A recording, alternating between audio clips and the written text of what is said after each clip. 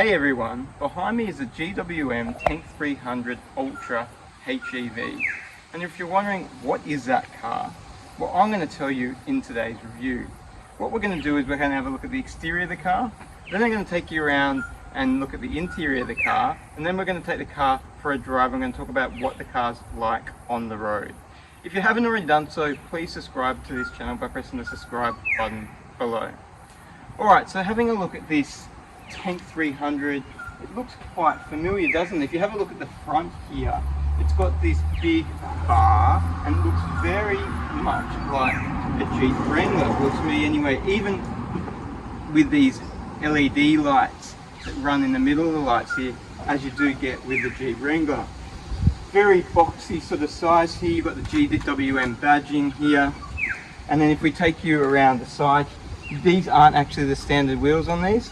These are 18. You do get 18s as standard, but these have been upgraded with some upgraded tyres as well for more off-road there. The tyres are 265 wide. Because it sits quite high, it's actually 224mm clearance there. You need a side step here to get into it, or to help you get into it there. So it's got the side steps here. With the boxy look, you've got the boxy mirrors here, and then you've got the big guards that come out here. Again, very similar to the Jeep Wrangler there. You've got the roof rails that come standard. This is an aftermarket roof rack up the top here to put more things on the top there. And then you've got these handles, these big chunky handles here. You've got the mix of this dusk orange color here and the black. So the rear, again, not too dissimilar to a Jeep. The lights are slightly different to what you'd get on, say, a Jeep Wrangler, but that similar very boxy design all along. The spare wheel, just the spare tire just goes here at the back, and then you've got the big rear bumper there. Because this is the hybrid model, you can notice that by the badging here, the HEV badging. Those that aren't won't have that badging. Alright, well that's the exterior of the car. What we'll do is we'll take you and have a look at the interior. So getting in the tank, as I said, it's quite high, so just step up to get in there. I'll turn the car on.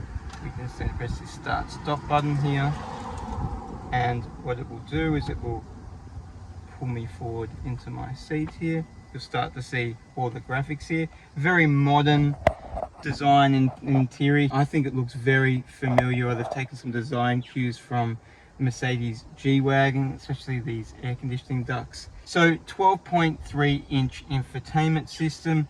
The graphics and the quality of that system's really good. It's good to Apple CarPlay. It connects very well to Android Auto. The only thing it doesn't have is a built-in navigation system there, so you'll have to rely on your phone's navigation system with the apps on there. Having a further look here, you've just got a nice clock in there. You've got the front differential locks and unlockers, they're electronic, and then the rear there as well for when you're off-roading. It's got dual zone climate control, and then you've got this interesting looking, well, I would say manly gear stick here, but again it does sort of fit in with that off-road look. You've got a whole button of heating and cool front seats, and then you've also got tank turn here button on the gravel, which helps you turn the car turning circle quicker when you're on gravel. Got an electronic parking brake, and you've got some storage. Got two cup holders and a heap of different storage in the center console here. More storage in the glove box, and then you've got something to hold on to when you're going off-road. The seats in this, they are quite comfortable. Leather, probably not up there with the Europeans in terms of the leather quality, but it still looks good. It looks luxurious. You've got some nice stitching there. Other features in the cabin here, there's a good contrast in color. You've got this sort of chrome silver design, and it feels nice there. And then there's nice soft sort of rubbery feeling. The cabin build seems good. Nothing's moving around. Everything seems quite quality in here. You've got some nice lights you probably can't see, but I can show you with an overlay there that run LED lights and coloring throughout the cabin.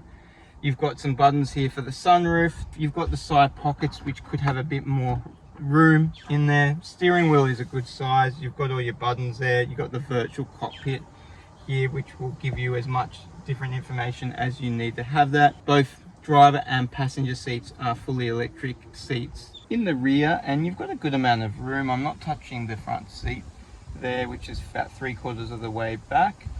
And the headroom's very good, and it's obviously because of that boxy design of this that gives you a lot of headroom. So a big, tall person in the rear won't have any issues. Again, you've got the leather, feels not bad. You've got 2 air conditioning ducts. You can't control the air conditioning in the back here. And then you've got some USB charging points. Bit of storage. Great thing is the drivetrain doesn't come up at all in this, so it's a flat rear. You actually, if you're in the middle seat there, you're not going to be compromised by drivetrain. You can actually get a reasonable, comfortable ride in that middle seat. You've got another big handle here, and on the other side as well. That's for when you're a rear passenger, I guess, off-roading in this. You've got some storage here for 2 cup holders, and these seats will fold down 60/40 as well. Some more handles here. The storage buckets on the side here could be a bit bigger. They are not the biggest. Maybe they could have made a bit more room there, so you can put a bit more in there. There's a bit more storage on the side there. All right, well, that's the rear of the car. The boot space here isn't the biggest boot space. It's only 400 litres in this. For a car this size, you'd think you'd at least get 500 plus. So well down on, say, the Jeep Wrangler, which is about over 600 litres.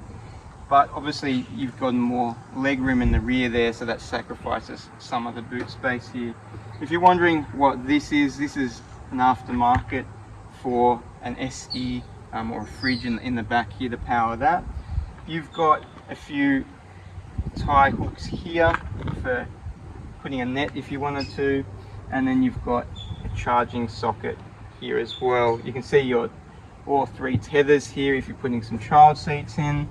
And this has just got a mat here, protection mat. Seems to be wrong. You should try again later. The car doesn't like something, it says something must be wrong, if you heard that in the video. And then you can see the battery's actually under here, so there's no additional storage under this there. Obviously the tyres on the rear there. So that's the boot space. It's a swinging tailgate here, not electric, it's just manual there, but it doesn't feel too heavy. It doesn't feel light as well. Just close it there. If you open it up, you just push on the button and it will open up there for you.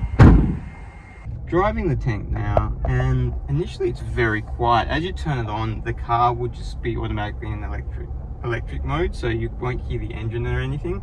And if the battery is fully charged, it can even drive into electric mode up to about 60 kilometers an hour.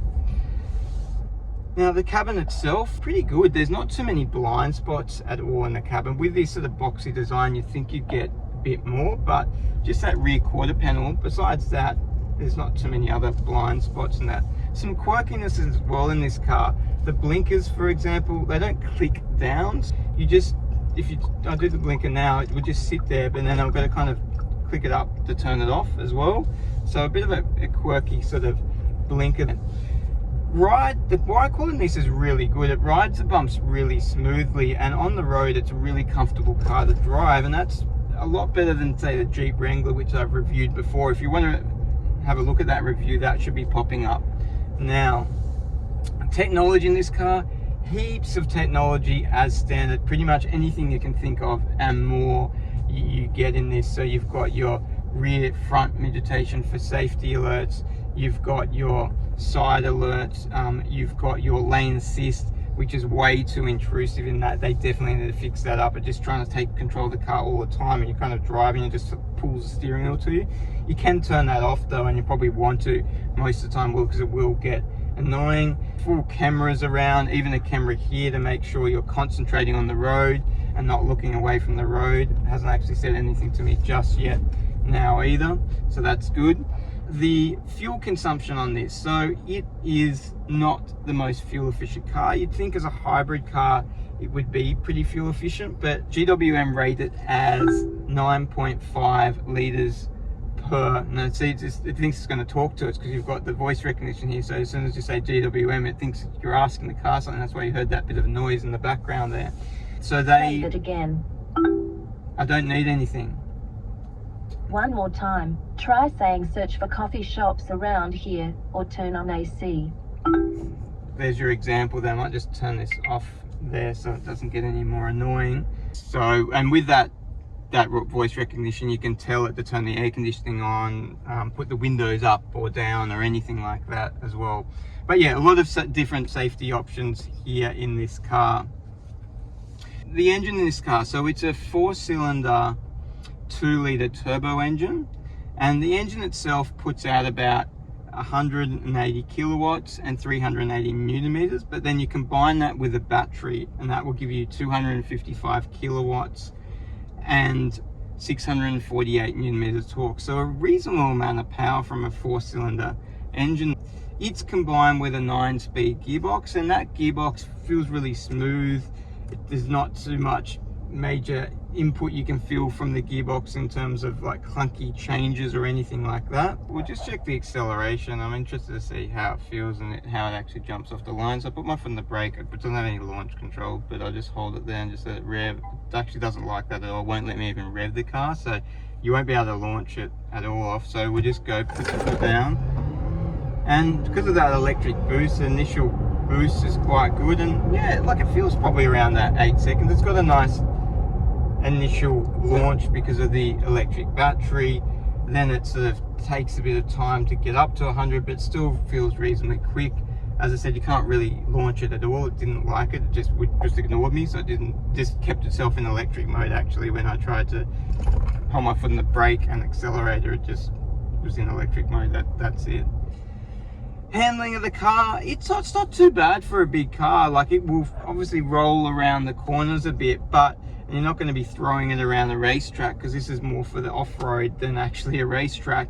But you know, it will get you safely around the corner, feeling confident enough in the car without too much roll, as obviously it's a big car and the suspension's tweaked more for off-road. 9-speaker stereo system in it.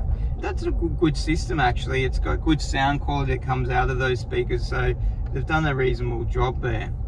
What all in all do I think about the Tank 300? Look, I think it's quite a good car. For this is the top of the range one, and you're only paying just over 60k for it, and you get a lot of stuff with it. And then there's the off-road abilities. The owner of this car recently took it to Fraser Island in Australia and said that it's no problem at all off-road. He was getting over the big ruts and that, no issues at all. It didn't bottom out, didn't get bogged at all, and said it was tremendous off-road. And there's a lot of off-road YouTube reviews of this, and they all commend how good it is off-road. It's definitely a vehicle, if you like off-road, that you should be thinking about. Yeah, I'm interested to see how this car lasts over the years, being Chinese built, you know, if it does last and there's no issues in the long term. But as a new car, it feels really good, and definitely something that you should look at if you're interested in it. Anyway, thanks for watching the review today.